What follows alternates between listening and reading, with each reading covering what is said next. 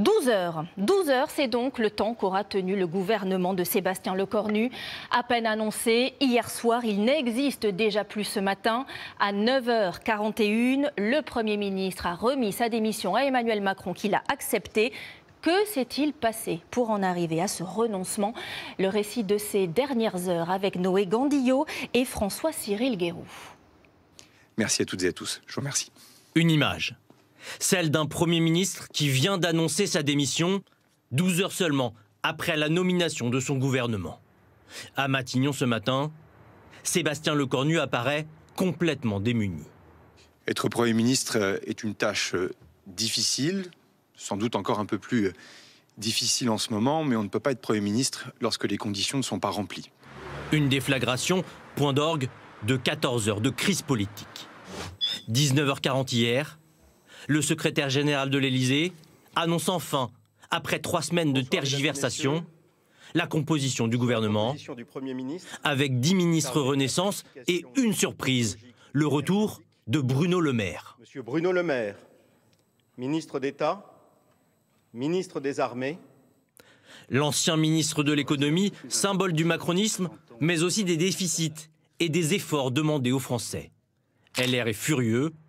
À 21h30, le président du parti et ministre de l'Intérieur reconduit, Bruno Retailleau, lâche un tweet incendiaire.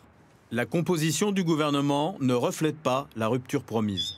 22h50, autour de Gabriel Attal d'envoyer un message à ses troupes, il dénonce un spectacle affligeant. À peine nommé, le nouveau gouvernement prend l'eau de toutes parts. Au cours de la nuit, en privé, Sébastien Lecornu confie à des proches qu'il n'y croit plus. Il échange avec le président et prend sa décision.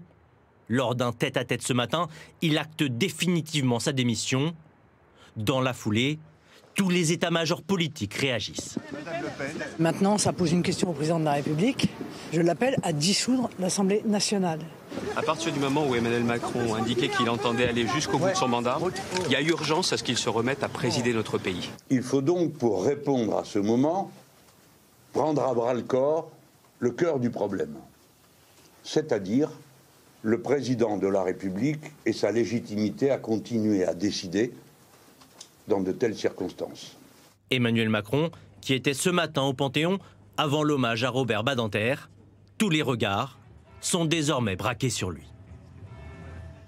En démissionnant ce matin, Sébastien Lecornu devient le Premier ministre le plus éphémère de la Ve République. Une nouvelle crise ouverte donc, et globalement, les Français sont très critiques. Beaucoup y voient un nouveau psychodrame, un spectacle pitoyable, du moins quand l'information est déjà arrivée jusqu'à eux. À Lyon, Florian Chevalet et Anthony Serronne. Ce matin, dans le centre de Lyon, la plupart des personnes rencontrées n'étaient pas au courant de cette annonce. Sébastien Lecornu, qu'est-ce qui s'est passé pour Sébastien Lecornu? Le Premier ministre, il vient de démissionner. Ah, déjà? Ok. Est-ce que vous étiez au courant que le Premier ministre vient de démissionner? Ah non, c'est arrivé quand? C'est vrai? Vraiment? C'est une vraie info? C'est une vraie info. D'accord, ok. Même nos voisins belges, qui ont pourtant connu plus de 6 mois sans gouvernement, n'en reviennent pas. Ça déménage avec vous, hein? En tout cas, notre vision à nous, c'est qu'on rit beaucoup des Belges, mais on n'a rien à envier aux Français, hein, parce qu'alors là, c'est encore plus rigolo. Une fois passé l'effet de surprise, c'est plutôt l'inquiétude qui domine. De savoir comment vont se dérouler les événements, parce qu'on a l'impression depuis un moment que c'est verrouillé un petit peu en ce moment en France. Alors, on a du mal à avancer, le gouvernement a du mal à avancer. Place ensuite à la colère. Toutes et tous décrivent une situation chaotique, la faute aux partis politiques. Non, les partis politiques n'ont pas une vue d'ensemble de la France, ils ont leur vue à eux. Ils voient leur parti, mais l'intérêt général, ils s'en foutent. Comment vous expliquez qu'en France, on ne soit pas capable de faire de compromis? Je pense qu'il y a tellement de tensions entre les partis, entre les divers pouvoirs politiques. Aujourd'hui, tout le monde se perd. Tout le monde essaye de récupérer un petit peu la balle de son côté. La réponse la plus difficile à trouver ce matin, quelle est la solution pour sortir de cette impasse? À mon sens, il faut tenter le jeu de donner les clés à la gauche.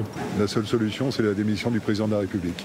S'il y a bien une chose sur laquelle tout le monde s'accorde, aujourd'hui, personne n'aimerait être à la place du président de la République.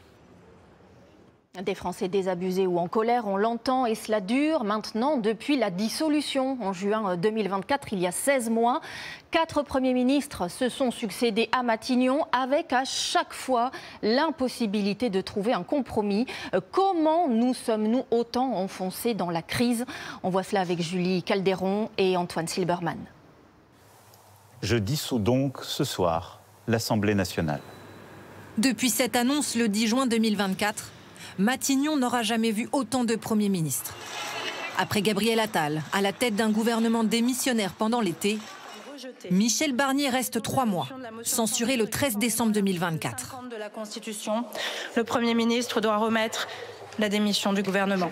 Puis François Bayrou, 8 mois aux affaires, censuré le 9 septembre dernier. Le ministre doit remettre la démission du gouvernement. Et enfin Sébastien Lecornu, dont la chute est encore plus rapide, il démissionne au lendemain de la nomination de son gouvernement. 3 hommes qui ne disposent pas d'une majorité à l'Assemblée nationale et donc obligés de partir. Car tous se sont heurtés à 3 dossiers majeurs. Tout d'abord, la question du budget. Michel Barnier proposait un plan d'économie de 60 milliards pour l'année 2025. François Bayrou, lui, propose un plan à 44 milliards.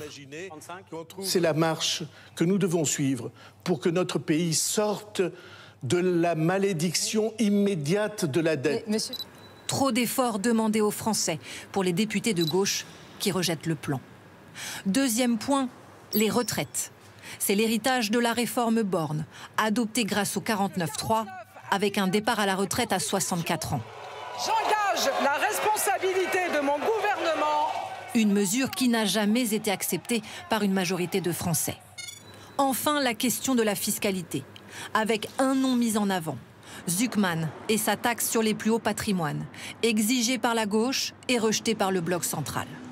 16 mois après cette fameuse dissolution, aucune avancée et une situation politique qui semble aujourd'hui plus que jamais totalement bloquée. Première réaction sur les marchés financiers. La bourse de Paris a brutalement chuté de plus de 2%, tout comme l'euro. Cette instabilité politique pèse sur notre économie. Quand il n'y a pas de visibilité, les commerçants, les artisans sont inquiets. Des patrons renoncent à embaucher. Emma Tirard, Aurore Coulon et Lucas Barbier. Ce matin, en apprenant la démission du Premier ministre, Samuel est inquiet. Il est à la tête de cette entreprise de BTP et emploie 4 salariés. Cette instabilité politique a des conséquences très concrètes, jusque sur les chantiers. Le carnet de commandes est très restreint. À vue, on n'a pas 3 mois de travail à vue. Ça veut dire pas d'embauche, ça veut dire... c'est une chaîne sans fin, en fait, si vous voulez. Un peu plus loin, nous croisons Rosalie devant Pôle emploi. Elle cherche un travail depuis plus de 3 mois. À près de 50 ans, elle craint que cette incertitude politique freine le recrutement des entreprises. Je ne sais pas si j'aurai un emploi à temps complet, déjà par rapport à mon âge. Je pense que les choses ne peuvent être que plus compliquées s'il n'y a pas de gouvernement ou si le gouvernement est hésitant. Voilà. La situation politique a des conséquences économiques très concrètes pour tous les Français. Pour emprunter, par exemple. Vous voulez avoir une nouvelle voiture, vous allez payer plus cher. On a dit, les entreprises, vous voulez vous financer, ça va vous coûter plus cher. Les entreprises vont moins investir, les ménages vont beaucoup épargner et moins consommer. De fait, il y aura moins de croissance économique. Moins de croissance, ça voudra dire plus d'économies à faire au niveau du budget. Regardez la courbe du CAC 40 ce matin, au moment de la démission du gouvernement. Chute brutale des cours. Les valeurs bancaires, notamment, s'effondrent. Conséquences directes sur les marchés et le financement de la dette. Les prêteurs considèrent que l'instabilité aujourd'hui augmente le risque et donc la prime de risque, le prix que nous payons pour emprunter de l'argent, l'agence France Trésor, augmente lui aussi. Ça signifie que pour les Français et les Françaises, l'argent va coûter plus cher. En clair, chaque semaine qui passe sans ligne politique définie rendra d'autant plus difficile l'adoption d'un budget.